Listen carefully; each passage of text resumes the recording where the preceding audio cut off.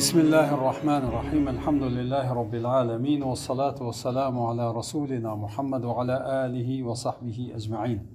Allahumma la rasul la adhurojmë qëmë salavat dhe selam e pejgamberit të tij Muhammedit sallallahu alaihi wasallam, familjes, shokëve dhe të gjithë besimtarëve musliman që pasojnë rrugën e tij dhe udhëzohen me sunetin e tij deri në ditën e gjykimit. Po vazhdojmë me dersin e radhës. Javën e kaluar kemi shpjegu pjesën e dytë të Isras dhe të Mirajit, edhe faktikisht e kemi përtheku atë ngjarje të jashtëzakonshme e cila ka ndodhur me pejgamberin sallallahu alaihi wasallam, dhe kemi thënë që ka qenë një lloj ngushëllimi edhe prehje shpirtërore për Muhamedit sallallahu alaihi wasallam pas atyre sprovave që ka pas para asaj ndodhie, asaj ngjarje. Gjithashtu kemi shpjeguar se çfarë ka ndodhur atje dhe cilat kanë qenë, cili ka qenë komunikimi i pejgamberit sallallahu alajhi wasallam edhe me ata pejgamberët, po gjithashtu edhe me komunikimin që ka pas me Allahun e Madhërisëm në qiellin e lartë.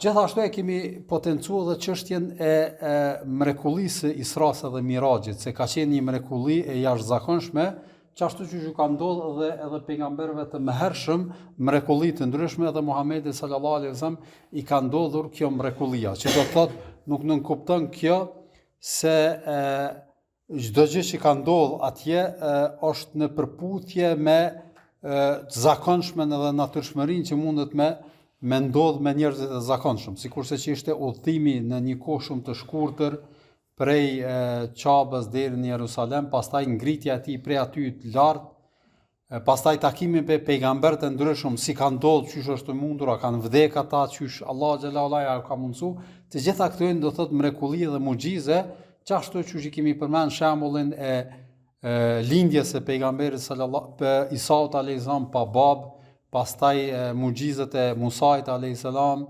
E kështu me radhë, e njëjta ka qenë do thotë edhe një mrekulli për Muhamedit sallallahu alaihi wasallam, të gjitha ato jashtëzakonshme të cilat kanë ndodhur në këtë ngjarje. Tash me dersin e sotit do të vazhdojmë ajo që ka ndodhur pas kësaj ngjarje, parafërsisht 2 vite apo 3 parafërsisht para fillimit të shpërnguljes apo hijretit të Muhamedit sallallahu alaihi wasallam prej Mekës për në Medinë.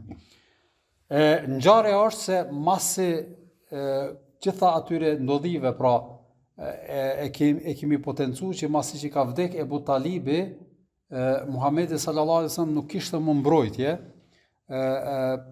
dhe ishte në rrezikshmëri. Pastaj një kohë shkurt e merr përsipër mbrojtjen e tij Ebu Lehebi, po edhe ai heq dorë apo nga mbrojtja, dhe pas këtij shkon Taif, dhe kur kthehet prej Taifit, kush e merr në mbrojtje?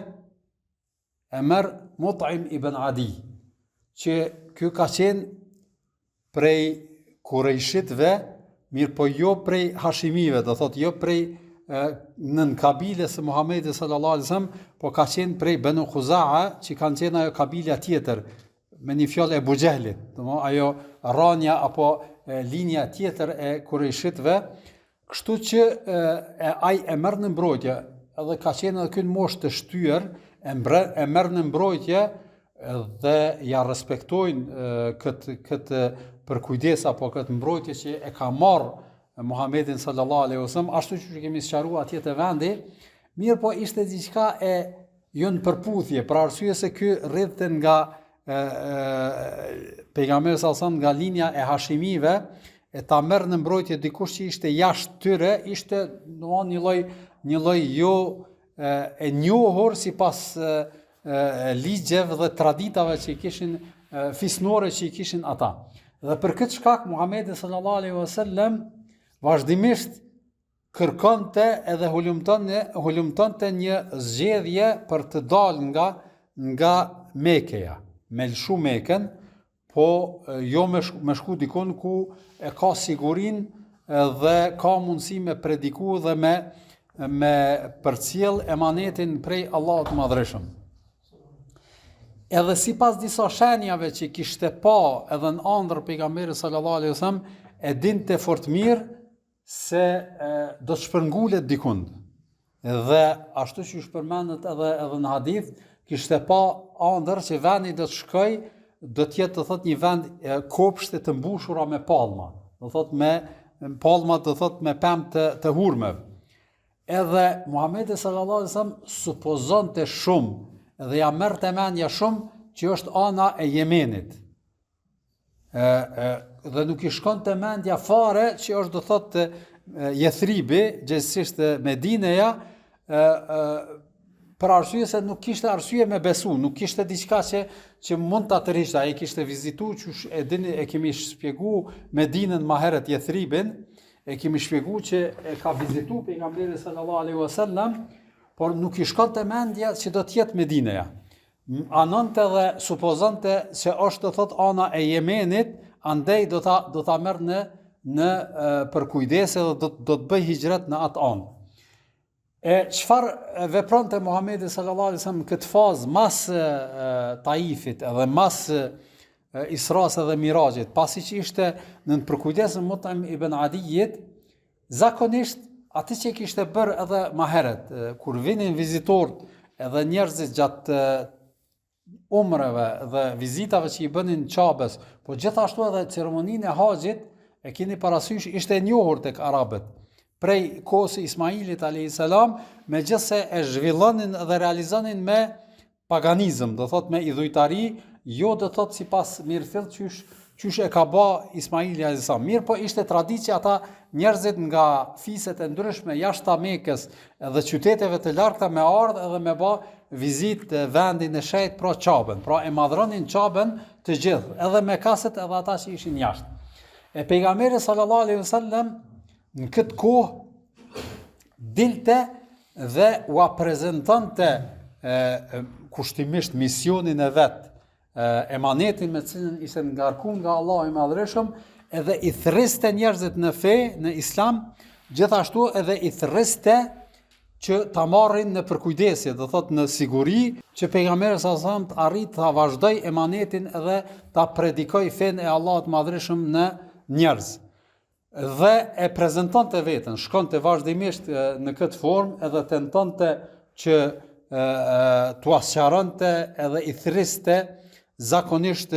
Ju e dini edhe tash kush e ka bë haxhin, kur shkon për shembull në Minë edhe në përvendet e haxhilerëve, janë të ndarë, për shembull shqiptarët në një vend, bosnjak në një vend, amerikanë kanë, do thot, ndame me tenda dhe me numër tendave, edhe se cili nacionalitet pra i kanë të ndame vendet ku rrinë. Edhe në Arafat, edhe në Minë, edhe në Muzdelife, kështu janë ndame edhe tash. Edhe atëherë ka qenë ndamja, po jo me shtete, po me kabile. Se cila kabile ka pas tendat e veta, do mund që ata i kanë formu, edhe kanë ndajt aty. E pejgamberi sallallahu alaihi wasallam së bashku me zakonisht me Ebu Bekrin radiallahu ta'ala anhu dilte dhe i vizitonte kabilet e ndryshme që kishin ardhur në Mekë për haxh ose për synimet e ndryshme, edhe i vizitonte dhe shkonte dhe bisedonte me ta dhe kërkonte strehim edhe për kujdesje, do thotë që ma marr përsipër edhe me bë hijret tek ta.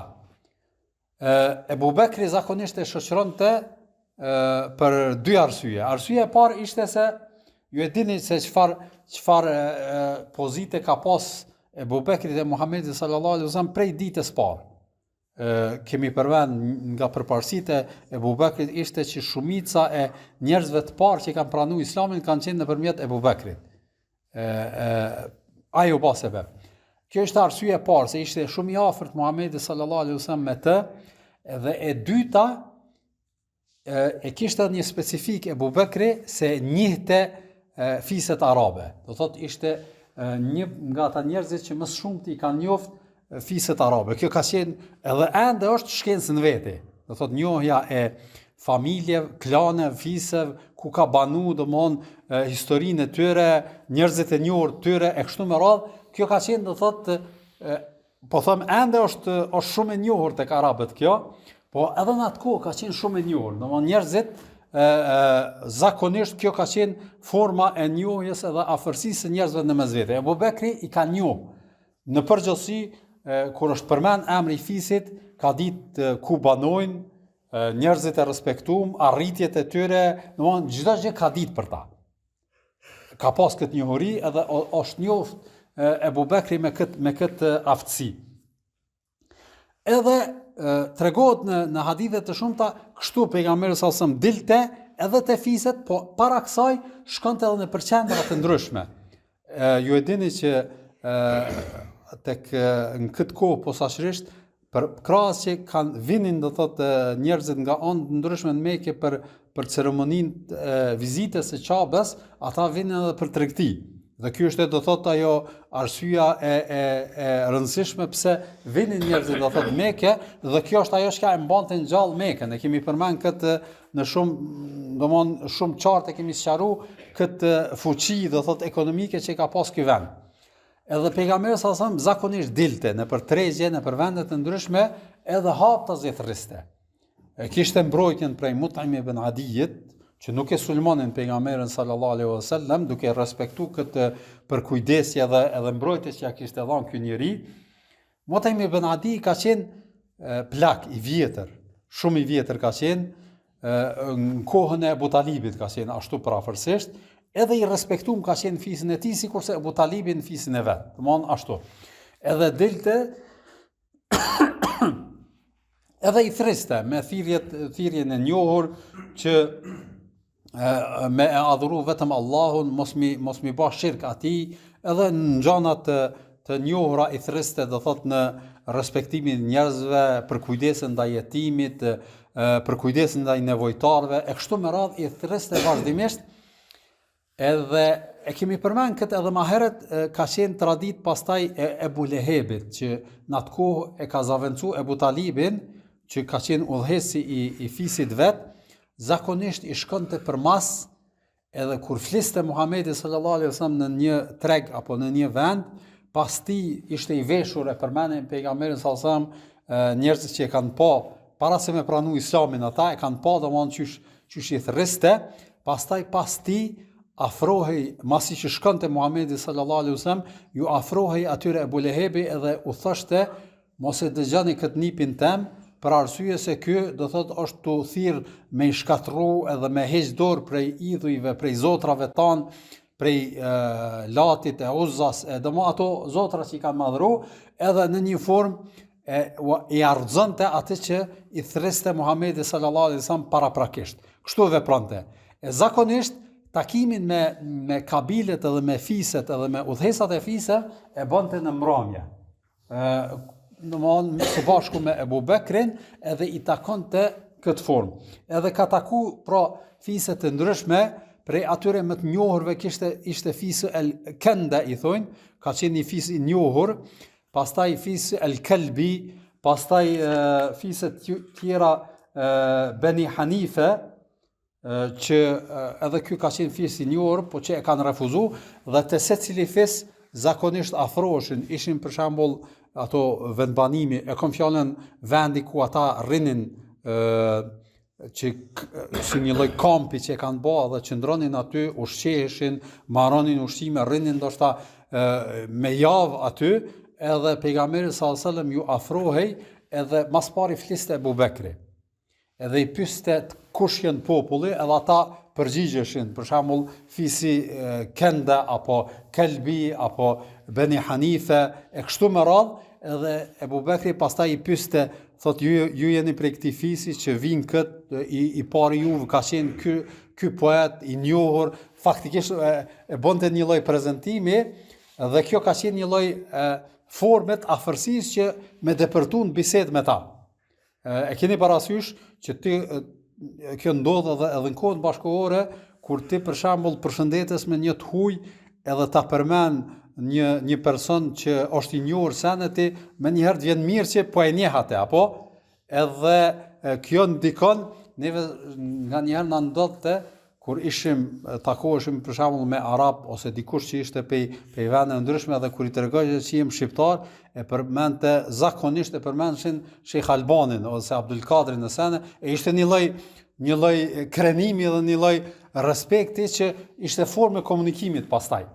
E njëjta edhe Abu Bekri përmendte edhe kështu në këtë formë ata i mirëpritnin edhe kërkonin domthonë që me ndajt me ta, me bë bisedë me ta. Edhe ata, ju e dini, arabt kanë pas traditën e respektit edhe nderimit edhe mirësjelljes me musafirët në përgjithësi, edhe i nderonin edhe i thrisnin edhe rrinin. Edhe pejgamberi sallallahu alajhi wasallam pastaj fliste, edhe u shpjegonte, bonte biseda. Ka prej tyre që e refuzonin me njëherë, ka prej tyre e refuzonin me një lloj mirësjellje, ka prej tyre do t'i përmenin një ose dy shembuj se çfarë ka ndodhur. Për shembull me fisin Bani Amir, Sa'sa ka qenë një fis i njohur që kur i ka vizitu pejgamberi sallallahu alaihi wasallam ka qenë i pari i tyre. Ju e dini, çdo fis, edhe kjo ka qenë një lloj tek arabët e veçantë, domethënë jo sikurse popujt tjerë që janë udhëhequr nga një mbret, apo zakonisht mbretja i ka udhëhequr. Tek arabët e kemi përmend disa herë, po është shumë interesante kjo, pse kanë zgjedhur këtë formë, do thotë të menaxhimit të vetvetes së tyre, që nuk janë udhëhequr nga një person. Po kanë qenë disa persona më të vjetër të fisit, ata kanë pas fjalën vendimtare. E keni parasysh, edhe janë respektuar për këtë fisit, po nuk ka qenë një person, po kanë qenë disa. Edhe ka pas respekt të mirë fillt mes vete, edhe nuk ka pas armiqësi. Jo që për shembull me tërheq lakmia që dikush më u bëm i pari, ose domethënë është diçka që është merituar edhe është arrit me nderin edhe me kontributin që ka dhënë ai pari i tyre, edhe kështu e kanë respektuar. Pra nuk ka qenë një, po kanë qenë disa, 2, 3, 4, varësisht prej numrit edhe sa ka qenë, do thotë, numri i madh i fisit, do thotë i madh fisi, ashtu do thotë janë udhëhesi.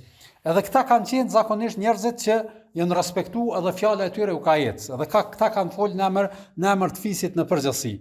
Pra, edhe pejgamberi sallallahu alajhi wasallam fliste me këta, edhe komunikante.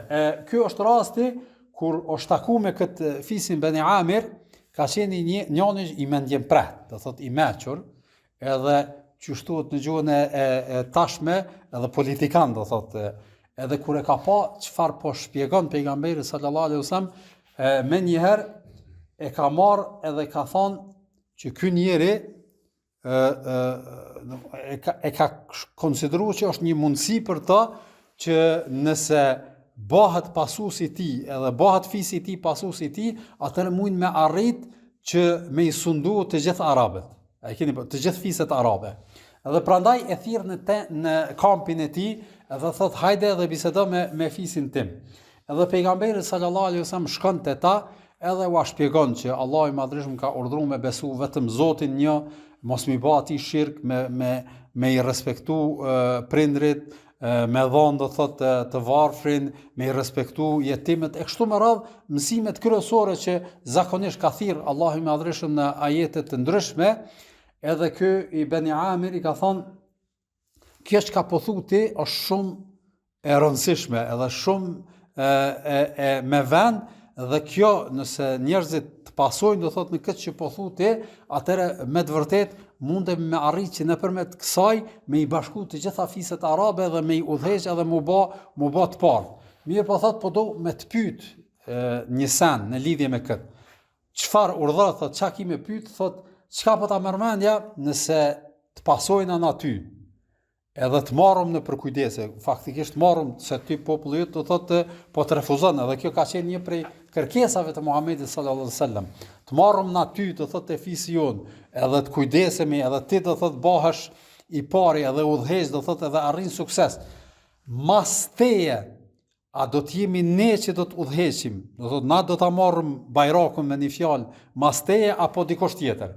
Atëherë pejgamberi sallallahu alaihi wasallam këtu nuk jep përgjigje diplomatike, që zakonisht ndoshta njëri do t'i shkonte mendja, po thotë çore, thotë toka është e Zotit. Edhe Allahu ato që don e bën, do thotë udhëhes. Nuk unë s'muj m'ja u garantu këtë. E ki parasysh? Edhe thotë ky tash i kthehet pejgamberit sallallahu alaihi wasallam, i thotë e çysh po ta merr mendja ty, na me luftu për ty, me të mbrojt pe popullit ton, edhe me i dhon gjitha këto, edhe në fund me marrë dikush këtë bajrakun mas teje, thot nuk pranojmë këtë edhe e refuzojnë.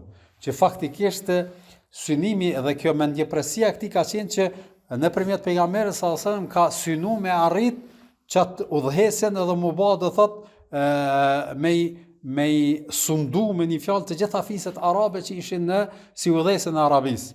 Por pejgamberi sallallahu alajhi wasallam nuk ka dashur, po them tash nëse përdorim këtë gjuhën e bashkëkohore, diplomacinë edhe me i shti njerëzit me dhon diçka, një lloj kompromisi, ka mujt pejgamberi sallallahu alajhi wasallam me i thonë që mas me do të ketë hajër ose më dhoni ndonjë përgjigje pak më të përgjithshme që nuk do thotë që do të kishte gënjy, po që ata do ta kishin nënkuptu që ata do të jenë mastina. E keni pa? Por pejgamberi sallallahu alajhi wasallam ka tregu sinqeritetin edhe synimin që i thret njerëzit në fenë e pastër, edhe kush do të me pasu në me bindje, e jo me interesa të kësaj dynjaje. Apo vëtan si që kishte ky. E keni parasysh? Kjo është e rëndësishme me pas parasysh edhe me e kuptu që edhe pse pejgamberi sallallahu alajhi wasallam vërtet ishte në gjendje shumë të vështirë. E keni parasysh situatën në përgjithësi dhe ishte i nevojshëm me gjetë një streh, me gjetë një siguri, me gjetë një vend ku do të mundet me qenë i qetë, mos me rreziku jeta e tij dhe jeta e pasuesve të tij nga armiqtë të ndryshëm, posaçërisht nga mushrikët. Megjithatë, nuk ka dashur me shfrytzu këtë kërkesë të tyre me thënë kushtimisht me e materializu edhe me ju premtu diçka të përgjithshme, jo konkrete, edhe me shku të ta. Po, ka dashur me qenë i sinqert që dikush që do të me pranu, pranimi do të me qenë me bindje e jo me synime jashtë kësaj. A keni parasysh? Kjo është e rëndësishme me pas parasysh, edhe këtë shembull e përmendin historian për me tregu se vërtet prej fillimi deri në fund thirrja e Muhamedit sallallahu alaihi wasallam ka qenë thirrje e sinqert në besim në Allahun e Madhërisht e jo synim politik që me arrit udhëhesjen e arabëve ashtu që disa prej orientalistave që kanë shkruar për historinë e pejgamberit sallallahu alaihi wasallam nga këndvështrimi duke mos qenë ata musliman i japin këtë koment. Se thonë pejgamberi sallallahu alaihi wasallam ata pretendojnë që synimi i tij ka qenë bashkimi i fiseve të arabe, me largu do thot ato prapambeturinë edhe atë rregullin fisnor që kanë pas do thot se cila kabile e kështu me radhë, po ka dashur mi bashku ata dhe ja ka arrit thonë. E keni parasysh? Këtu po e shohim që nuk ka qenë ky synimi i pejgamberit sallallahu alajhi wasallam. Synimi ka qenë përhapja e fesë dhe bindja e njerëzve në këtë. Për arsye se po të ishte ky synim, atëherë nuk do ta refuzonte këtë kërkesë të këtij fisi që nëpërmjet Muhamedit sallallahu alajhi wasallam me arrit me i sundu arabët që do të ishte interes reciprok edhe për Muhamedit sallallahu alajhi wasallam edhe për këtë fisin Beni Amir. A keni parasysh? Për këtë edhe e refuzon pejgamberi sallallahu alajhi wasallam që me ja u garantu këtë për arsye se thot kjo është do thot punë e Zotit, Allahu kundon e ngrit edhe bën udhës, kundon do thot nuk e bën, kështu që për këtë nuk mund m'ju garantu edhe ata e refuzojnë edhe pejgamberi sallallahu alajhi wasallam tërhiqet, nuk mundohet me diplomaci me përmirësu apo me realizu synimin që e kishte me përfitu kujdesin edhe përkushtimin ndaj tyre. Shembull tjetër është edhe një kabile tjetër, kabilja Benu Shejbani ben Thalebe, edhe këta kanë qenë një kabile që kanë jetu parafërsisht në teritorin ma larg do thot si udhëhesës së Arabisë afër kufirit me persianët. E kanë pas do thot në njërin anë i kanë pas persianët, në anën tjetër fisë tjera arabe. Dhe ky fis ka qenë shumë i njohur dhe në këtë vizit apo e ka bë pejgamberi sallallahu alajhi wasallam së bashku me Ebu Bekrin edhe me Aliun radhiyallahu ta'ala anhu. Këta tre kanë qenë. Edhe këtë ngjarje e përcjell Abdullah ibn Abbasi prej Aliut radhiyallahu ta'ala anhu, tregon thot kemi shku te ky së bashku me Muhamedit sallallahu alajhi wasallam, edhe fillimisht ka fol Ebu Bekri me ta, edhe e kanë përmend cili fis është, edhe Abu Bekri ka përmend disa nga cilësitë, karakterit edhe njerëzit që kanë qenë në atë fis, edhe janë fut, edhe i kanë prit, edhe kanë hyrë te këta, edhe tregon se kanë qenë shumë fis, do thotë që kanë pas vlera edhe ndere të larta. ndaj domthon në krahasim me fisë të tjera në përgjithësi, edhe Ebu Bekri faktikisht edhe i përmend disa vlerat e tyre, edhe fillon Muhamedi sallallahu alaihi wasallam mi thirr ata dhe mi shpjegua ato përparësitë e Islamit edhe në çka thret, edhe me adhuru vetëm të Allahun, të vetmin Zot, edhe mos me adhuru zota të tjerë e kështu me radhë, edhe ata dëgjojnë.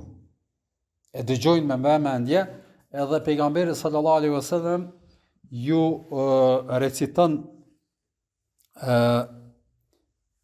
vargjen nga surja Al-An'am, ajeti 152, 150, 151, 52 dhe 53.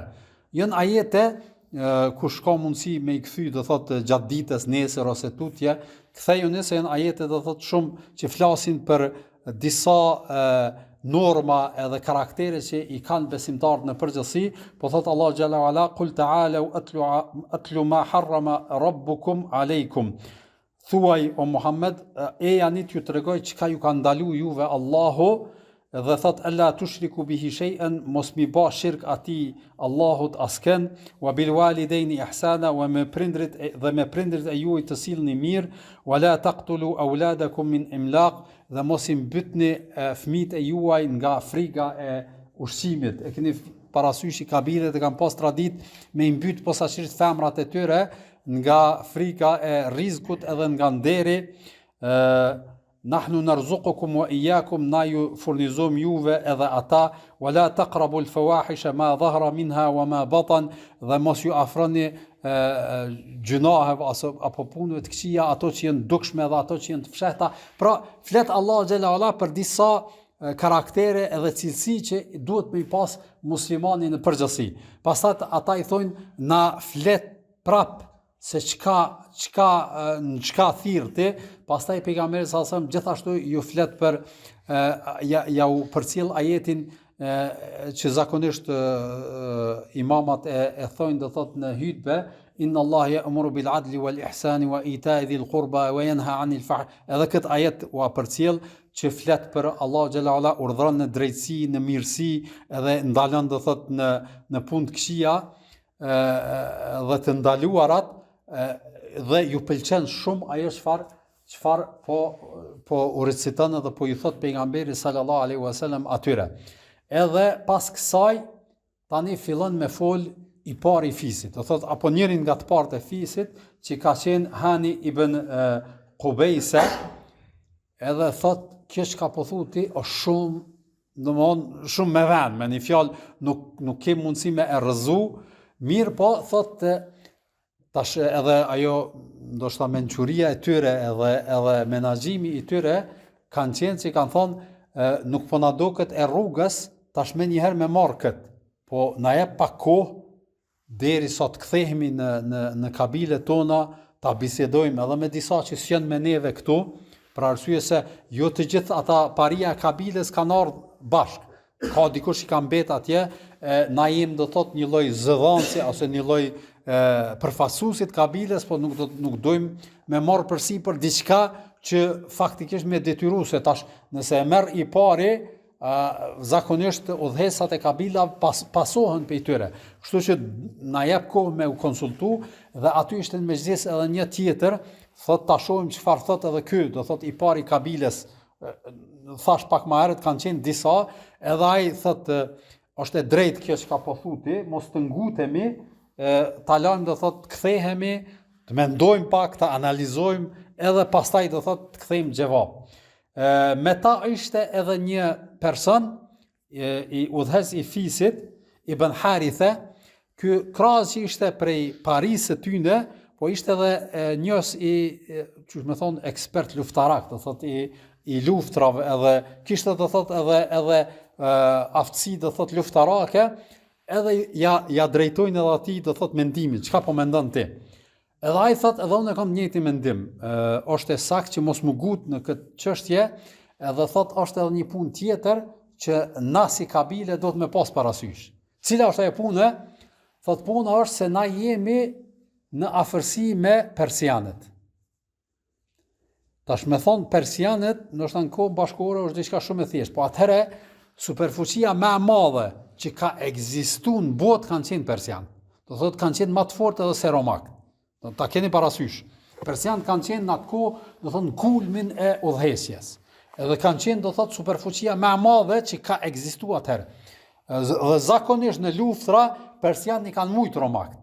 E kemi përmana i ghulibatir Rum që Allahu xhalla wala tregon që kanë me humb, që kanë humb, do thotë, romakët, mirë, po pas një kohe që Allahu xhalla wala ka thonë kanë me triumfu. Po me një fjalë në çat kohë persianët kanë qenë në kulmin e superfuqisë. Do thotë kur kush s'ka mujt me diskutu qenjen e tyre edhe fuqinë e tyre.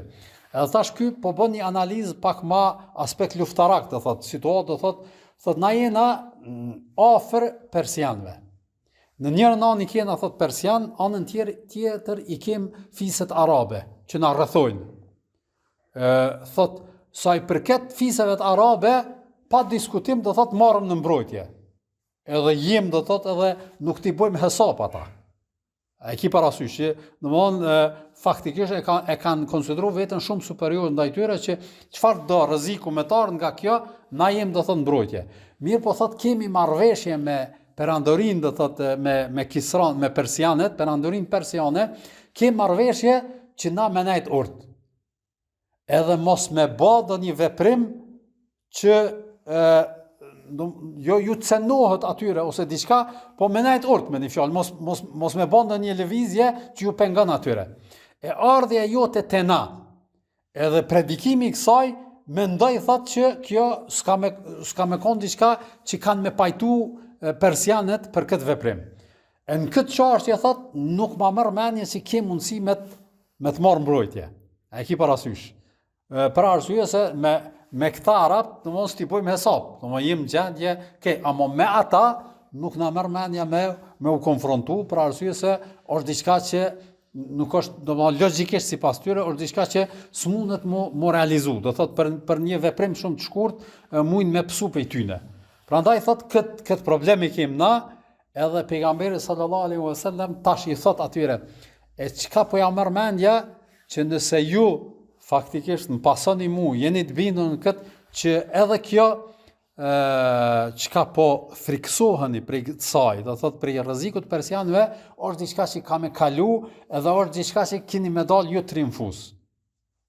E thot Muhamedi sallallahu alaihi wasallam për shkak të bindjes që e kishte se ju e keni parasysh shumë pak vite na e përmendëm që perandoria persianëve ka qenë më e fortë në atë kohë. Mirë, po është perandoria që e para që ka psu prej muslimanëve.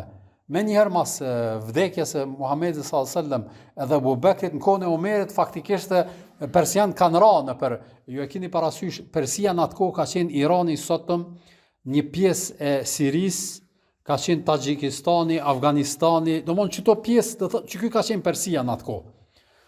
Këto vende me njëherë kanë rënë duart muslimanëve pak vite në kohën e Omerit radiallahu ta'ala anhu. Kështu që edhe pse ka qenë superfuqi, ka ra shumë shpejt. Ju e dini që kur të vim aty, kur pejgamberi sallallahu ka dërguar ato delegat në për seli të ndryshme të botës, e ka dërguar edhe te Kisra. E Kisra kur i ka ardhur letra pej Muhamedit sallallahu e ka çky. A keni parasysh këto do ta shpjegojmë kur vim aty, e ka domon prej mendjemallësisë edhe prej nënçmimit që ja kishin arabëve, ka thonë kush është ai mu me mpru letër edhe me komuniku me mu. Domthon këtë formë edhe ka gris ata. Edhe pejgamberi sallallahu kur ka dëgju, ka thonë Allah ka mja gris pushtetin shumë shpejt. Edhe ka ndodhur kjo. Faktikisht është shkatru edhe është gris edhe është humb Persia në një kohë shumë shkurt, masi që muslimanët kanë bërë hijretin edhe mas pra në kohën e Omerit faktikisht e kanë marrë Persin pothuajse tërësisht. A keni parasysh? Prandaj pejgamberi sallallahu ju jep isharete që kjo nuk është diçka e rrezikshme, mirë, po ata në anën e logjikimit edhe kujdesit që kishin, do thotë kërkonin kohë edhe kanë refuzuar, po kanë refuzuar në këtë formë. Jo domthonë refuzim tërësishëm, as refuzim që vetëm ja pa rash, po kanë thonë do ta menojmë, do ta analizojmë dhe do ta shohim do thotë tutje se çysh po vendosëm me bë, apo të pranojmë as po pranojmë, a çysh me vendos, edhe e kanë lënë do thotë këtë çështje do thotë në mos mi dhoni përgjigje shumë të prerë Muhamedit sallallahu alaihi wasallam. Edhe kështu pejgamberi sallallahu alaihi wasallam ka pas takime me kabile të ndryshme, edhe nuk ka kërsy. Edhe pse Muhamedi sallallahu alaihi wasallam ka qenë i bindur se do të gjendet do thotë kabilja e cila do ta merr përsipër, për arsye se ka pas premtim, edhe thash pak më herët e ka pas ëndër Muhamedi sallallahu alaihi wasallam. Megjithatë, ai nuk është ndal, nuk ka pushu së kërkuari. Do thotë sebepet ja ka bë në formën dhe mënyrën më të mirë. Vazhdimisht ka komuniku, njerëz që ka taku, ka kërku prej tyre, ka sqaruar do thotë gjërat që kanë qenë nevojshme të sqarohen, edhe ka prit prej tyre do thotë se kush po e pranon. Prej fiseve të cilët ka taku Muhamedi sallallahu alaihi wasallam ka qenë edhe fisi Khazraj. Ju e dini, Medinja kanë banu 3 kategoritë njerëzve. Ka qenë fisi Khazraj, fisi Aus edhe Jahudit. Në Medinë kanë banu këta të gjithë. Jahudit do thotë Medinë kanë qenë disa kabile. Edhe ata kanë qenë si kabile dhe në vend pozicionume që kanë qenë do thotë Jahudi. Banu Nadir, Banu Qainuqa kanë qenë këta më të njohur që kanë banu në Medinë. Edhe Muhamedi sallallahu alaihi wasallam prej fisit Khazraj që janë kanë kampun në afër Mekës, edhe kanë banu, kanë ndajt aty, ka qenë i numër i vogël, s'kan qenë kallaballëk. Pse? Për arsye se ju kishte ndodhur një fatkeqësi.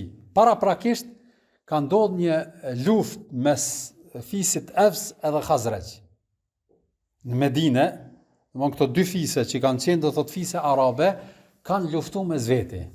Edhe aq ka qenë lufta e shtirë, sa që pothuajse krejt ata parit e fise, edhe 2 anëve kanë vdek. Do thotë janë ra do thotë luftë. Edhe kanë mbet vetëm njerëzit e rinj. A keni parasysh? Kanë mbet njerëzit e rinj, edhe vetëm Abdullah ibn Seluli ka qenë prej fisit Aws, që ka qenë do thotë më i respektuemi prej tyre, edhe që ka mbet në gjallë. A keni parasysh? Vetëm ky ka qenë do thotë prej tyre. Këta tjerë krejt do thotë kishin kishin vdek. Edhe ishin në një pozitë që as Khazrajt, as Awsi nuk kishin një farë rrethane që me pretendu që jenë më të fortë, ose me pretendu që me vazhdu këtë konflikt mes tyre, pra në një formë ishin dorëzu edhe ishin pajtim që me gjetë një lloj marrëveshje mes tyre. Në anën tjetër, kohë pas kohë, gjatë historisë paraprake, ka pas edhe konflikte mes tash këtyne 2 fiseve me Jahudit. Edhe ka pas edhe lufta kajhere, ju e dini do thot në situata në rrethana ndryshme, janë detyru këta mu bë bashkë kundër tyne. A e keni parasysh? Edhe zakonisht në këto beteja, edhe në këto lufta, fitonin arabët, se ishin më shumë edhe ishin më të përgatitur se sa fiset e Jahudive. Edhe ata në këto beteja kur pësonin, ju thonin atyre që keni vetëm edhe pak kohë, derisa të na vjen neve pejgamberi jon, i cili na ka premtu Allahu, pastaj kur na vjen kena më ju shfaros juve. Domthon këtë kërcënim e kishin Jahudit karshi Evsit edhe Khazrejit. A e keni parasysh? Edhe krahas kësaj Evsi edhe Khazreji e kishin edhe një lloj njohurie më të veçantë se fiset tjera të arabëve, që kishin njohuri pak për pejgamberët, edhe për monoteizmin, tauhidin, për arsye se banonin me Jahudit, dhe Jahuditët deri në atë kohë ishin besonin në një Zot, do thotë kishin monoteizëm në kuptimin e besimit në Zot, pra për dallim nga idhujtarët e ndryshëm arabët zakonisht që banonin si udhëheqësin e Arabisë, të gjithë ishin idhujtar. Përveç një fisi që ishin fisi Ghassan, që ishin afër romakëve, ata ishin krishterë. Ata ishin shumë larg, nuk përziheshin me këto fiset arabe që ishin këndej. Edhe tash ata kishin njohuri, dinin këto sene, nuk kishin do thotë që s'kishin njohuri në lidhje me pejgamberët edhe fise. Edhe kur Ebu Bekri me Muhammedin sallallahu alaihi wasallam shkojnë dhe i shohin dhe i pyesin cili fis jeni, ata thonë jemi prej fisit Khazraj. Edhe pejgamberi sallallahu alaihi wasallam i njehte, gjithashtu edhe Ebu Bekri i njehte, edhe kërkojnë me ndajt me ta. Edhe qëndrojnë me ta, ata ishin në disa transmetime kanë thonë vetëm 6, në disa thonë që kanë qenë 8. S'kanë qenë kallabllak për shkak të atyne probleme dhe luftrave që kanë pas, as kanë pas dikush që ka qenë i fisit i respektuar apo kryeplak e kështu me radhë. Edhe pejgamberi sallallahu alajhi wasallam jo që kishte ndonjë ymyt te ta, për arsye se nuk kishin ndonjë numër i madh ose ndaj fis që kishin ndonjë pari ose diçka që mundin me i marr përsipër, po i bënte sebepet. Do thotë edhe vazhdimisht i vizitonte kabile pas kabile edhe ka mritë fizi Khazraj, edhe fillon me u prediku, edhe me spjegu se në çka thret Muhamedi sallallahu alaihi wasallam, në çka do thotë ndalon e kështu me radhë, edhe kërkon prej tyre strehim që me mbrojt e kështu me radhë, dhe ata e dëgjojnë me vëmendje. Edhe çfarë ndodh, tash njëri prej tyre thotë ky, domthon kjo që ka po shpjegon ky, te koka i njëjta që po thonë do thotë jahudi që na kanë dhënë neve që ka me ardhur një pejgamber. Edhe fillojnë me e pranu, edhe tregohet se të 6 që kanë qenë aty e pranojnë islamin. Domthon bëhen musliman. Nuk i premtojnë Muhamedi sallallahu alaihi wasallam që me marrën mbrojtje ose diçka tjetër, po bëhen musliman edhe thotë na jep kohë të kthehemi edhe ta diskutojmë këtë, pastaj do të mbajmë kontakte të tjeshme. Edhe e pranojnë islamin të 6. Në transmetim do thotë vinë edhe emrat e tyre, emrat e tyre janë të njohur, këta 6, në disa transmetime janë 8, do thotë edhe me emra dhe mbi emra kush kanë qenë ata. Edhe e pranojnë islamin, edhe këtu është do thotë ai fillimi, megjithse Muhamedi sallallahu alajhi wasallam ende nuk kishte ndonjë ymyt apo shpresë se ky do të jetë ai vendi. Po ai e vazhdon të thirrjen, çashtu që ka thirrë vazhdimisht, edhe ata kanë pranuar islamin, ishte një përparësi për Muhamedit sallallahu alajhi wasallam, po jo se ishte i bindur se do të shkonte ta. A e keni parasysh? Edhe ky ka qenë kontakti i parë që Muhamedi sallallahu alajhi wasallam ka zhvilluar me banorët e Jethribit, edhe pas kësaj pasojnë edhe vizita tjera, edhe takime tjera, për cilat inshallah do të flasim javën e ardhshme. وصلي اللهم على نبينا محمد وعلى آله وصحبه أجمعين.